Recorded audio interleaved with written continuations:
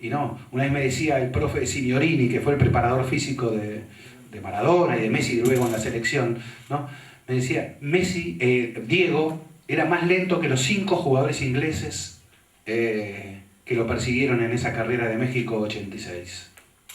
Le contaba los 100 metros, Diego era más lento que ellos. Dice, eso sí, dale la pelota. Porque con la pelota Diego era más rápido que ninguno de todos ellos. Porque sabemos que la pelota implica el engaño, el quiebre, el cambio de ritmo. Y todo eso lo hacía a la velocidad con que lo hacía Diego. Bueno, algo parecido les digo con el periodismo. Esa figura de parar la pelota, de pensar, ¿qué quiero decir? Porque si tiro dato, ¿y para qué? Está bien, pero ¿qué quiero decir? Bueno, esa pausa yo la valoro mucho en el periodismo gráfico. Y la velocidad a la que la tecnología nos está obligando, yo creo que está conspirando contra el buen periodismo, el buen ejercicio del periodismo. Y cerrando esta historia de mundiales, me quiero saltear e ir al de 2010 en Sudáfrica. El mundial de 2010 en Sudáfrica, yo había escrito mucho antes porque se estaban haciendo estadios que eran indecentes en un país que no tenía dinero para esos estadios. Ya estaba muy claro que la asignación de sede de mundiales de fútbol tiene mucho que ver con el negocio de la construcción, de estadios, movilidad de otros negocios. Siempre la pelota como excusa para. Bueno, acá la pelota excusa para estos grandes negocios. Y le llevan el mundial a Sudáfrica. Una cosa es escribir a 15.000 kilómetros y otra cosa es escribir en el lugar, ¿no? Y hablar con la gente. Y al hablar con la gente, uno va eliminando sus prejuicios y se va enterando de lo que significaba para esa gente, aún con esos estadios indecentes, lo que significaba que el mundo se detuviera a verlos. Existimos, ¿no? África también existe. Y África va a ser sede de un mundial.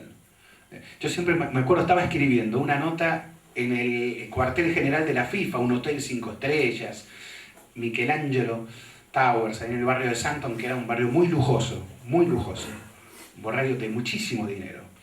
Y me había ido, intenté subir hasta la habitación de Blatter, una habitación que costaba como $10.000 la noche, para hacer un juego de esa habitación de Blatter con Sudáfrica, ¿no? Y estaba, entonces era un artículo crítico, y sentí que había alguien detrás mío, como leyendo lo que yo estaba escribiendo, pero seguí, no le di importancia. Seguí. Y bueno, en un momento me di vuelta porque esa persona no se movía. Me doy vuelta y me dice Fernande Moore. Era Julio Humberto Grondona, que estaba ahí a mis espaldas, ¿no? Yo ya había tenido algunos intercambios divertidos, algunos de ellos.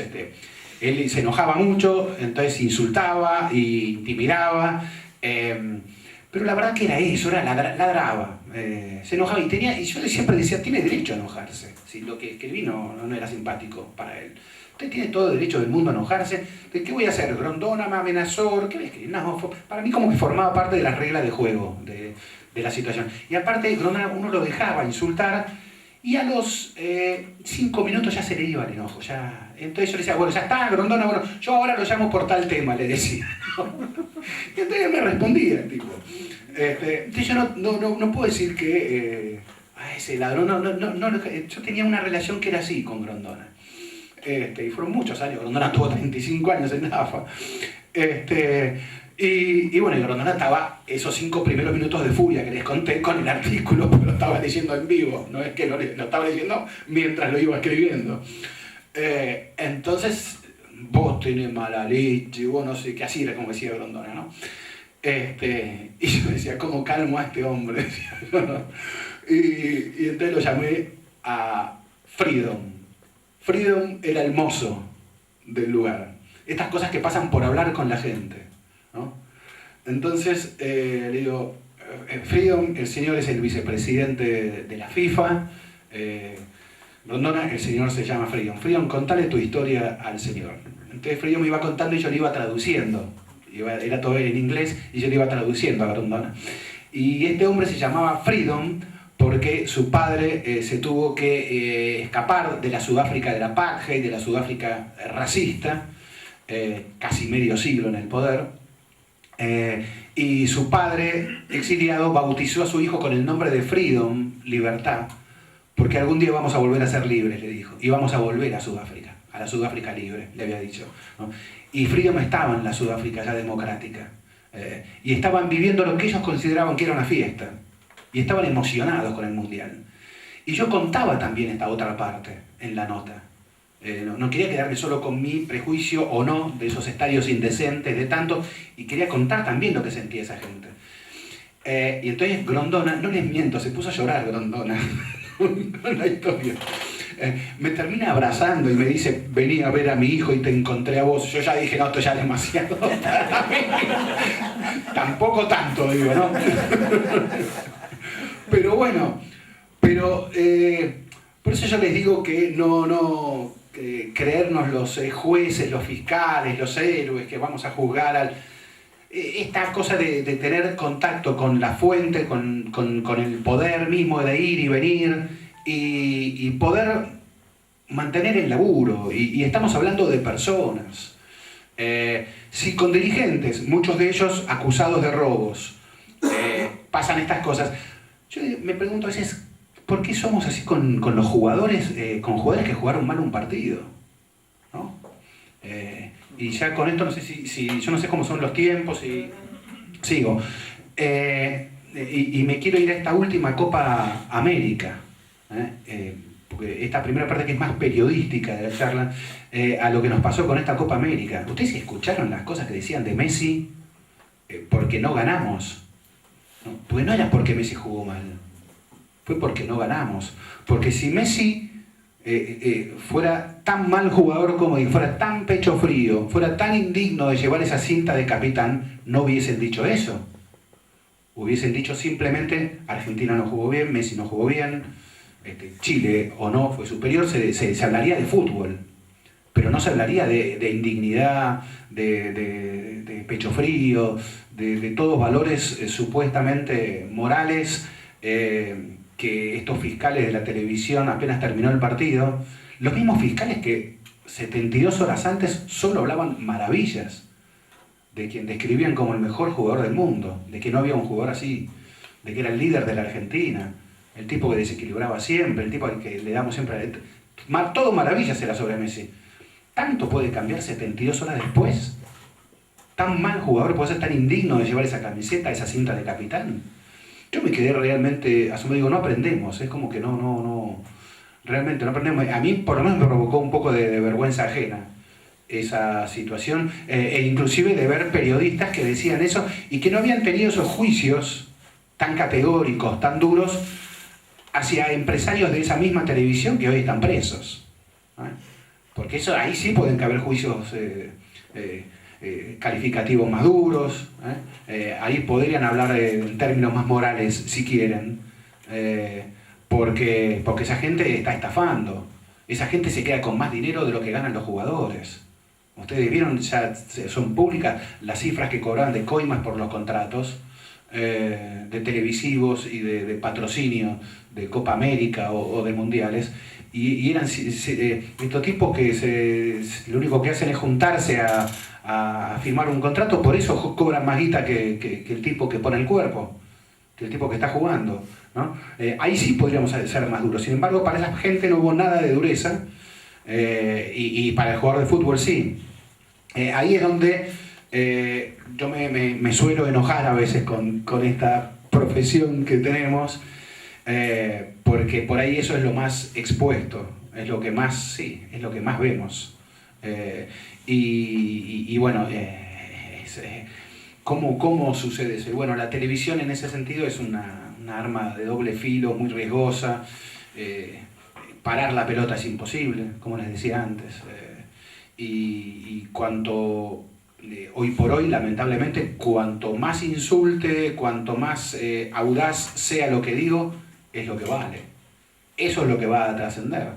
Y a eso se está arrastrando de la prensa gráfica también, lamentablemente, porque cuando empezamos con el mundo virtual, con los .com, con las páginas web, hay que provocar impacto también ahí.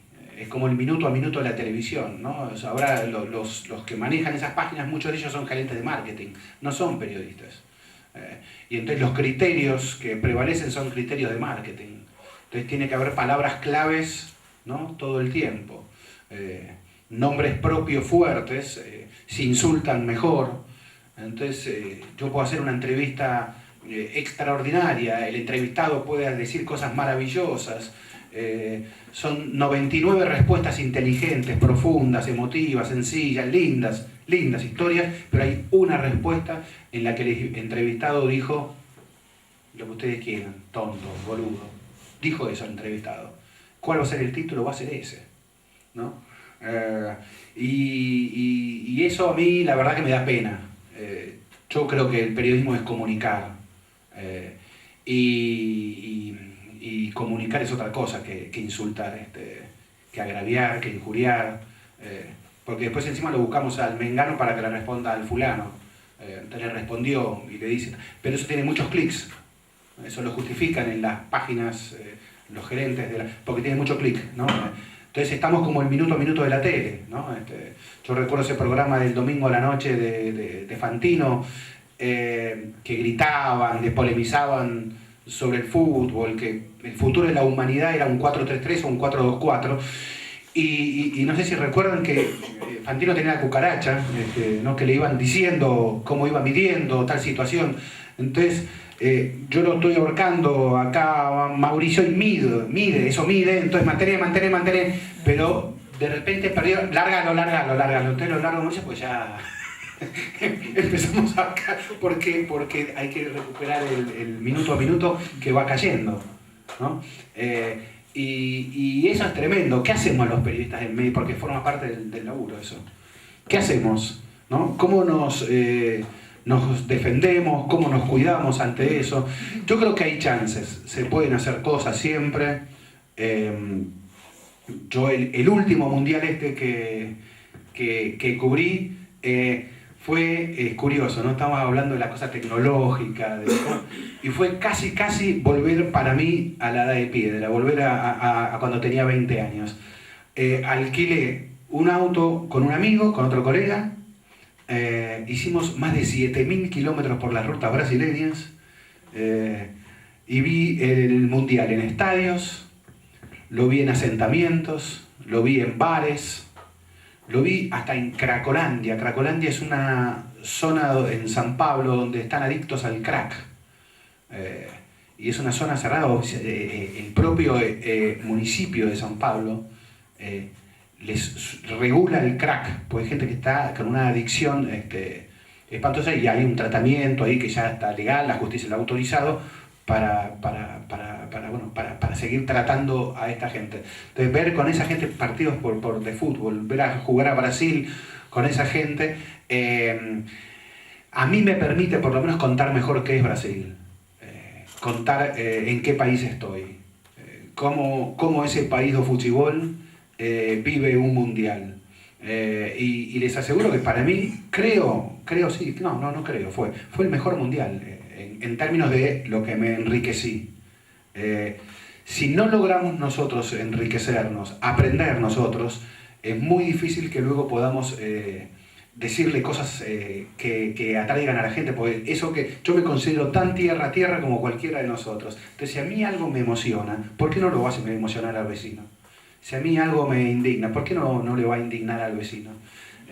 Si a mí algo ¿por qué no al vecino? Entonces, la habilidad nuestra es poder contarlo eso. Tener esas herramientas que nos permitan contarlo. Yo ahora, desde hace ya unos años, escribo en un diario, en La Nación, que es un diario supuestamente un poco más conservador de lo que yo pienso el mundo, de lo que yo pienso sobre la vida. Entonces para mí era todo un desafío, porque en general yo escribí en medios más afines a lo que yo pienso. Diario Página 12, Revista El Periodista, entonces medios en los que qué inteligentes que somos, qué progres que somos, etcétera, etcétera, qué tontos que somos, etcétera, etcétera, todo eso. Cuando escribo en La Nación para lectores distintos, me di cuenta claramente que eran lectores. Ahora con el foro, en el foro te pueden insultar, lo que yo le llamo mi club de fans tengo ahí, ¿no? Y insultan pesado muchas veces. Hay gente que ha dicho que no quiere hay columnistas del diario La Nación no quieren que haya participación de lectores, pues no quieren esos insultos. Bueno, yo primero lo vi y dije, es fuerte que le digan a uno cosas que uno puede intuir, pero no afirmar de modo tan categórico que uno es un idiota, ¿no?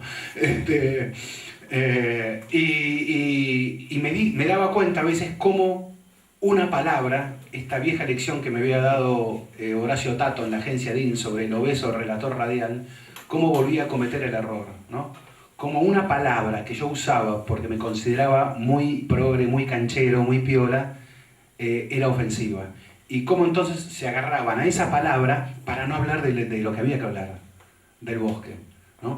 Entonces nos quedábamos con el árbol todos. Entonces esto a mí me obligó casi, no digo a aprender a escribir de nuevo, pero más o menos.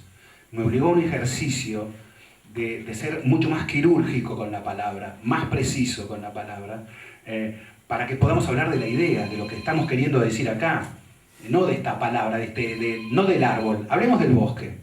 Entonces debatamos, a mí me encanta cuando participan lectores y debaten, y aún estando en pleno desacuerdo, me obligan a pensar. Es extraordinario, porque cuando uno escribe, uno está solo escribiendo. Entonces uno puede cometer los actos de omnipotencia más grandes que uno puede imaginarse. El ejercicio que hago muy continuamente es ponerme como en fiscal de lo que estoy escribiendo, de la otra parte. Me corro siempre a la otra parte para intentar evitar o atenuar lo máximo posible ese ejercicio de omnipotencia que significa que estoy escribiendo yo solo. A mí me gusta mucho escribir de medianoche. Después de la medianoche es como que tengo todo y no sé, hago todos los ritos posibles para poder empezar a escribir después de las 12 de la noche. Después me tengo que levantar a las 8 de la mañana y termino a las 3, 3 y media. Pero lo que pasa es que el silencio de esa hora es único, es extraordinario. Ese sonido no tiene comparación, no existe. Entonces, es algo mío, pero si estamos hablando de experiencias personales, a mí me permite mejor intentar escuchar otras voces. Como que no estoy solo ahí. Esto que voy intentando, porque intento ver entrevistas de gente que piensa distinto, o intento cotejar, ver si el dato está bien o está mal. Hay un ejercicio que entonces escucha con más claridad, con más nitidez la voz del otro. Y creo que ese juego de que haya distintas voces en lo que queremos contar es lo que enriquece el relato, porque el contraste, estamos todos, seguramente podemos pensar distinto y saludable que pensemos distinto de muchas cosas.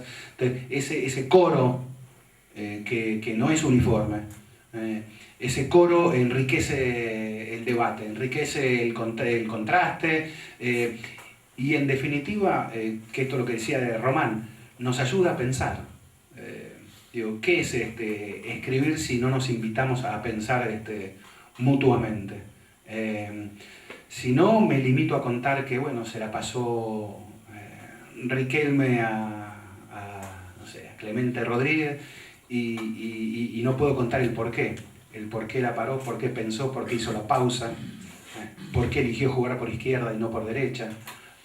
Eso tiene una historia distinta que la historia general. La historia general, que ganó Boca 3-2, 4-2, 5-1. Pero dentro de toda gran historia, siempre hay mini historias.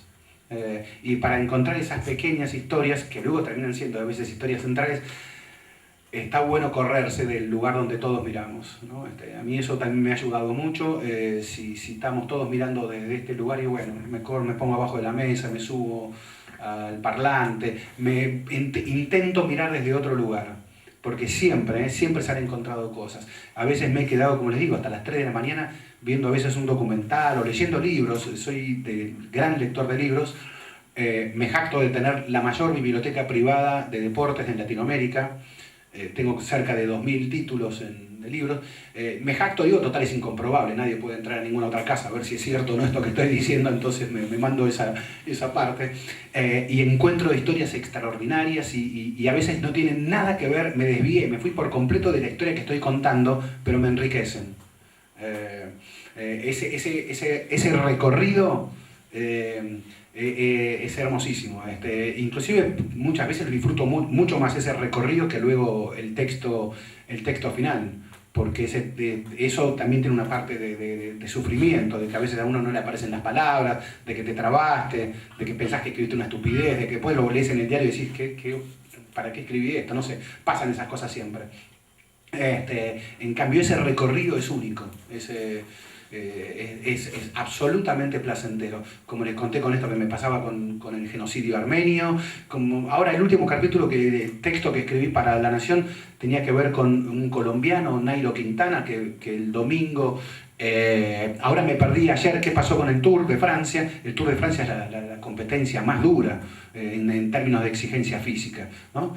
3.500 kilómetros, 21 días, llano, montaña, frío, calor, todo, les pasa todo, se caen, se vuelven a parar, hay de todo, absolutamente de todo. Y Nairo Quintana, como buen colombiano, como buen ciclista colombiano, sube las montañas como pocos.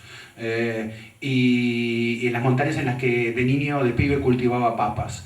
Y esas papas las repartía a domicilio con su bicicleta, ¿no? Y es una historia, les aseguro, era una historia hermosa. Entonces, encontrar ese tipo de historias, a mí me parece extraordinario. Para mí son historias universales. A veces estamos muy metidos tanto en nuestro ombligo que creemos que esto solo pasó en Argentina. Nunca antes había sucedido. Y no, sucedió muchas veces antes y no sucede solo en la Argentina.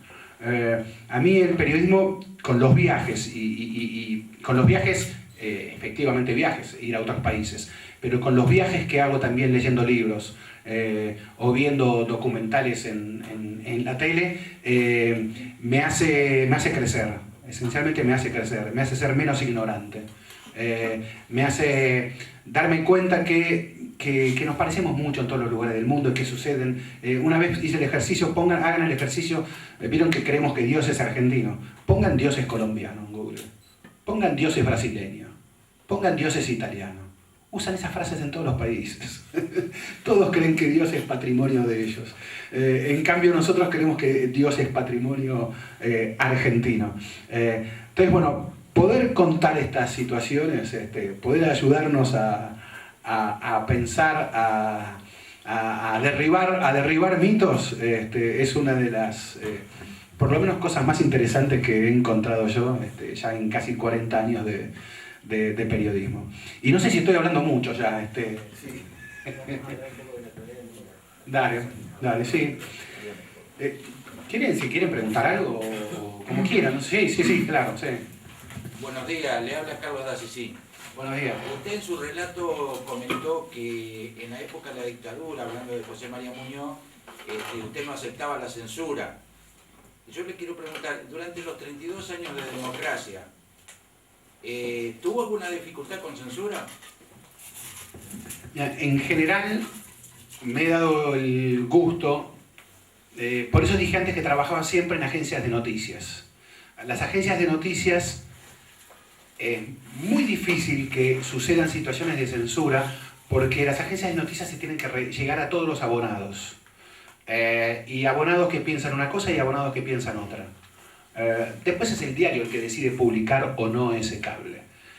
Hoy por hoy, según me cuentan los amigos de las agencias nacionales, es un poco distinto el panorama. Pero mira, nunca me voy a olvidar, primer viaje que hago en periodismo. Año fin del 78. No tiene nada que ver, yo hacía el deporte, entré en la agencia Noticias Argentinas en deporte. Había que estar a las 5 de la mañana en el Palomar, porque Videla iba a Santa Cruz, gira presidencial. Y se ve que el que hacía casa de gobierno tenía un X problema, no encontraban a nadie que se quisiera levantar a las 4 de la mañana para estar a las 5 en el Palomar, y a quién encontraron, al último que había entrado, derecho de piso. Bueno, entonces Fernández Mott tiene que estar mañana, 5 de la mañana, en el Palomar, se va a una gira. Dije, bueno, ahí voy. Y fui a esa gira, mi primer laburo, como te digo, mi primer viaje. Y nunca me voy a olvidar, me dejan entrar a una reunión de Videla con fuerzas vivas de la ciudad. Y en las fuerzas vivas, que era como era una cosa un poco más coloquial, lo interpelaban a Videla. Y entonces Videla se vio como que acorralado en algún momento con una problemática económica de crisis local que le estaban contando. Y Videla le dice, buena o mala, la política económica al menos es estable, le dice Videla. Y como a mí me habían dejado entrar ahí y me habían dejado tomar nota de todo, era para contar esa reunión de Videla con las fuerzas vivas. Entonces voy corriendo a la Olivetti Lettera 80, que era la máquina con la que me estaba escribiendo, y me pongo a escribir la crónica. Y así como lo tuve a Grondona en Sudáfrica en la nuca, sentí que había alguien también en la nuca leyendo eso que yo estaba escribiendo. Y aparte, copete de agencia de noticias empezaba. El presidente Jorge Rafael afirmó que la política económica, buena o mala, al menos es estable. Así me acuerdo que empezaba el copete de La Nación, de la crónica que estaba escribiendo. El que miraba por detrás de mi nuca era el teniente coronel Mario Cándido Díaz, director general de la Presidencia de la Nación, que me dice textual, usted no puede escribir eso, me dice. Perdón, le digo, ¿no? Juro por Dios que no era ninguna valentía de nada, sino ignorancia pura la unión. Era el primer viaje que me mandaban, no conocía reglas de juego, era ignorancia pura. O sea, no es que me hice el valiente ante el milico perdón, le digo, ¿usted estuvo ahí? Yo estuve ahí, le digo. Y lo dijo, quiere la grabación, lo tengo grabado, lo dijo. No, porque mañana Crónica, el diario, no estaba Crónica TV en ese momento, era el diario Crónica, mañana Crónica va a titular que el presidente dice que la política económica es mala. Ah, es un problema de Crónica, le digo, háblelo con Crónica. Acá no dice mala, acá dice buena o mala, estable. Dice, y si Crónica hace eso, háblelo con Crónica, no lo hable conmigo. Usted no va a poder mandar eso. Me dice el tipo. Agarré el teléfono y llamé a Buenos Aires al director de la agencia, al que les dije antes, el señor Horacio Tato. Y le digo, Tato, tengo este problema. Me dejaron entrar a esta reunión, estoy escribiendo qué pasó, y aquí está el director de presidencia que me dice que no puedo mandar esto. Los insultos de Tato, yo me acuerdo, tuve que tapar el teléfono para no escuchar todos los insultos, y el tipo se da cuenta de la situación, Tato, y me dice, bueno, vos ahora manda lo otro, me dice, manda tranquilo, después lo arreglamos. Bueno, el problema ¿cuál fue? Que, como te digo, no de valiente, sino de ignorancia, rompí ciertas reglas de juego, eso era lo normal. Es que el tipo leyera lo que cada uno escribía y autorizara o no autorizara, era lo normal. Formaba parte de una regla de juego en plena dictadura. Yo no la cumplí, pero como te digo, no por él, sino por ignorancia. Pero en definitiva no salió eso, salió lo que el tipo autorizó a mandar. Después, conté el ejemplo de lo de la radio, cuando nos quisieron censurar que no saliera la entrevista de Muñoz, y la entrevista de Muñoz salió. Y un ejemplo, un caso que recuerdo muy claro fue, en La Nación yo trabajo hace ya como, no sé, 7, 8 años. Y muchas de las columnas, el diario no está de acuerdo con muchas de las columnas. El acuerdo que yo tuve con el diario, yo ya había dejado de escribir semanalmente, y yo sé que el diario tiene una mirada con la que yo a veces no coincido. Pero no voy a pretender yo cambiarle esa mirada al diario, obviamente. 100 años de trayectoria, ¿cómo voy a animarme a una cosa así? Pero tampoco me interesa que el diario cambie mi mirada, la verdad es esa, no me interesa.